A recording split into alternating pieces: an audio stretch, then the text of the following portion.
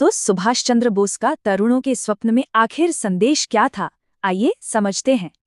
ये सिर्फ एक नारा नहीं था, ये स्वतंत्रता संग्राम में सब कुछ न्यौछावर कर देने का आह्वान था। पर सवाल ये है कि इस बलिदान से कैसा भविष्य बनाना था। इसका जवाब नाम में ही है। बोस का संदेश सीधा देश के युवाओं के लिए था, उठो, जागो और जिम्मेदारी अपने हाथ में लो।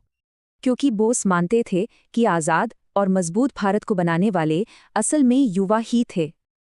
देखिए, बोस का सपना सिर्फ राजनीतिक आज़ादी तक ही सीमित नहीं था, बल्कि एक आधुनिक और आत्मनिर्भर राष्ट्र का था।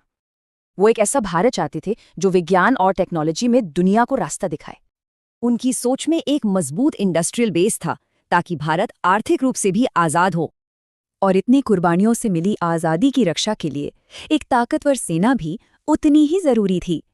इस विजन में हर नागरिक के लिए मॉडर्न इंफ्रास्ट्रक्चर और सामाजिक तरक्की भी शामिल थी। आज़ादी तो लक्ष्य था ही, लेकिन बोस के लिए संघर्ष का रास्ता भी उतना ही अहम था।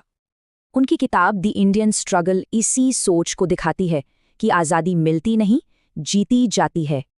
उनका मानना था कि यही संघर्ष देश का चरित्र गढ़ता है और हमें एक करता है। आखिर में लक्ष्य था सर्वांगीण स्वाधीनता, मतलब हर नागरिक के लिए हर तरह की आज़ादी।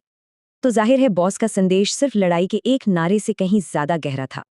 उनका संदेश हमें याद दिलाता है कि एक महान राष्ट्र के सपने के साथ कुछ जिम्मेदारियां भी आती हैं।